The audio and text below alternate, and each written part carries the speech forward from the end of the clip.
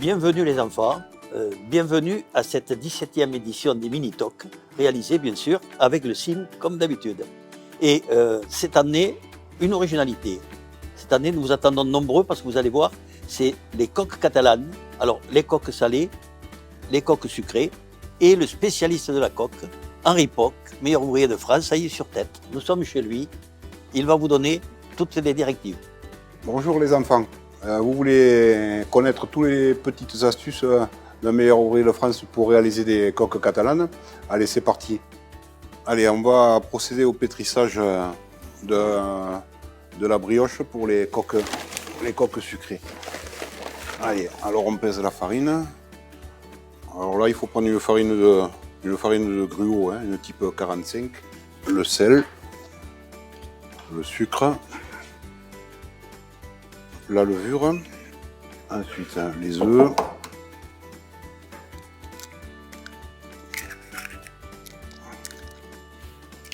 l'huile et l'eau.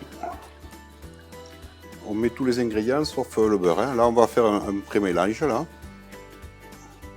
Alors, il faut mélanger quelques minutes là, de manière à faire un mélange homogène.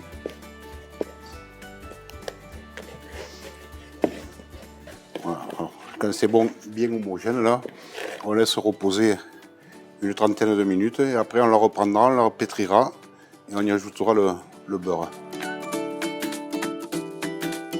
Une demi-heure se sont passées là. On prépare 80 beurres qu'on a sortis un petit peu avant du frigo, de manière à ce qu'ils soient pas trop durs, de manière à les incorporer plus facilement dans la pâte. Voilà. Et là, je vais reprendre mon pétrissage. À un moment donné, on va sentir qu'elle se décolle un petit peu des doigts et à ce moment-là, on incorporera le beurre. C'est environ une dizaine de minutes. Alors ça, si vous avez un batteur, vous pouvez le faire au batteur. On vous a donné les temps sur les recettes pour le faire au batteur. Avec le crochet, bien évidemment. Vous voyez que là, déjà, on commence à avoir un peu d'élasticité.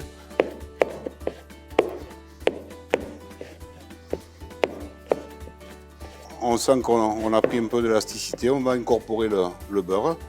Alors, on va mettre un petit morceau là, comme ça, sur la pâte là.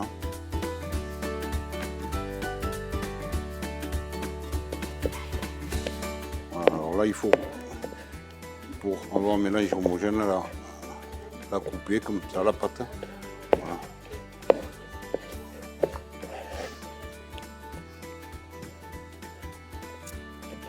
Là, on va la couvrir. Il faudra à peu près 2 heures de fermentation. Et dans ces 2 heures, on fera ce qu'on appelle deux rabats. Donc on sortira la pâte, on la repliera sur elle-même, on la remettra et on fera ça 2 fois avant de l'employer. Et chez vous, pour vous entraîner, l'idéal, c'est de préparer votre pâte la veille. Vous faites votre pétrissage avec votre pointage et vous remisez votre pâte au frais. Et le lendemain, ce ne sera que mieux parce que comme la pâte froide a moins d'élasticité, ça vous ira beaucoup mieux pour étaler vos coques et vous aurez une fermentation longue parfaite pour la conservation. Voilà, là, la pâte en fin de pétrissage, on a dit qu'on l'a laissé 2 heures de lever. Là, ça fait une demi-heure. Donc, au bout d'une demi-heure, voilà ce qu'il faut faire. Et ça, il faudra le faire encore une autre fois. C'est sortir la pâte en la décollant du cul de poule. Et là, en fait, on la replie sur elle-même. Voilà, comme ça. On la remet un petit peu en boule. Vous voyez que là, déjà, elle colle moins. Voilà. Et à la prochaine étape, elle ne collera plus du tout. Voilà. Et là, on la remet de nouveau à lever. Dans une demi-heure, on refera la même opération. On laissera encore 1 heure dehors. Et après, au frigo, si vous la faites la veille pour le lendemain.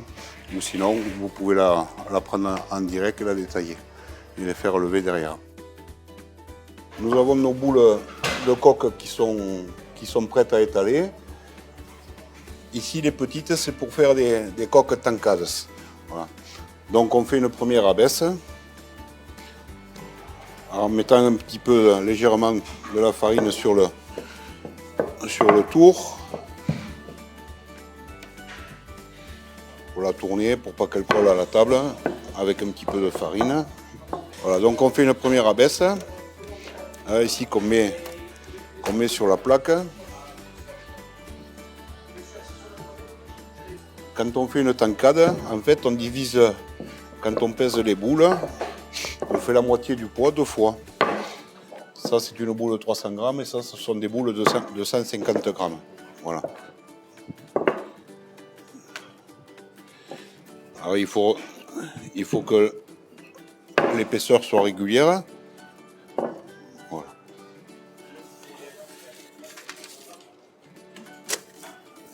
Là. Voilà. Maintenant, on va disposer la garniture. J'ai mis 300 grammes de confiture de cheveux d'ange que je vais détendre avec 300 grammes de crème pâtissière. Le cheveux d'ange, c'est une variété de pastèque filandreuse, voilà, qu'il faut faire cuire. Et après, une fois cuites, on les vide, on les épépine et on fait une confiture en rajoutant le poids du fruit en sucre. Je vais y rajouter 100 grammes de raisin orange confit et citron confit. Je vais en rajouter 100 grammes là. Ça c'est très très bon, là. L'aubergine confite là. C'est un goût vraiment exceptionnel.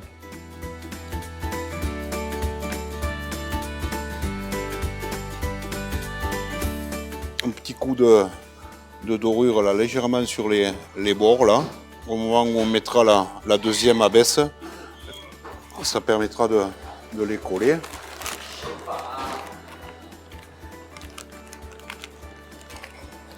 Et là, on garnit.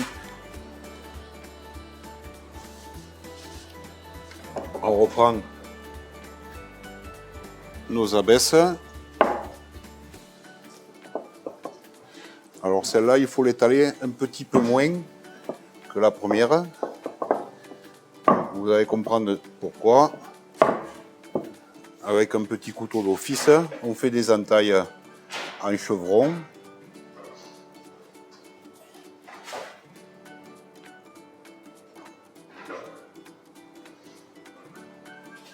Voilà. Et là, en fait, c'est pour que les lumières s'ouvrent là. Et on dispose la deuxième abaisse. Voilà. Du fait qu'elle soit un peu plus petite, on tire pour écarter les lumières. Voilà. Ensuite, délicatement avec les doigts, on colle les deux abaisses. Voilà. Et là, maintenant, on met en pouce à peu près 1h30. Au moment de la mise au four, on parsemera d'amandes défilées. Et après, on saupoudrera de sucre glace. Voilà. Et on peut y rajouter un décor, ça c'est... Voilà. Cette coque s'appelle la coque yaminera. Voilà. Voilà. Voilà, on est toujours dans les mêmes dimensions. Hein. Voilà, on étale la coque. Voilà. Et là, on la dispose sur plaque. Tout simplement. Et après, au moment de la cuisson, on garnira de crème pâtissière. Et à la sortie du four, on décorera avec des fruits.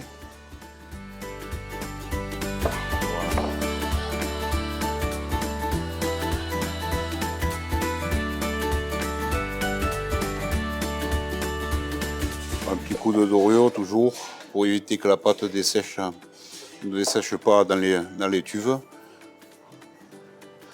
Et après, au moment de la mise au four, on remettra un petit coup de dorure, la crème pâtissière. Et à la sortie du four, on décorera. Voilà, ça je vais le mettre à pousser.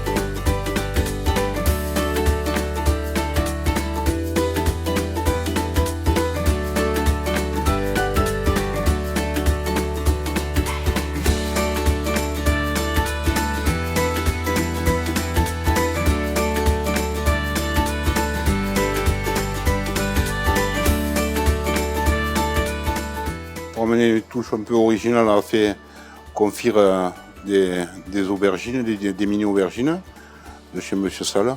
Et là, ben, on va constituer un petit décor avec de la clémentine.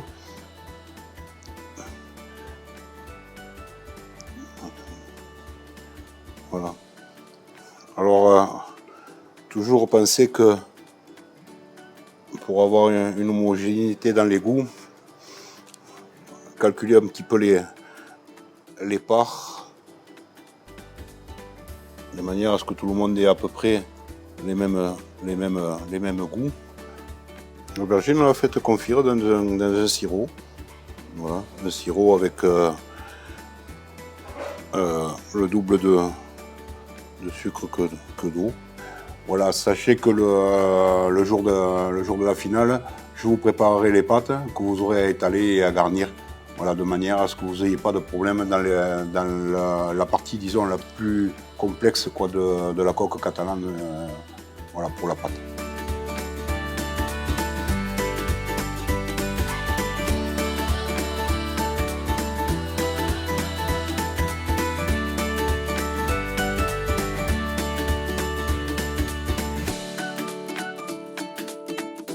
Travaillez bien chez vous, les garnitures et puis le côté visuel des coques. Et puis bonne chance et bon courage.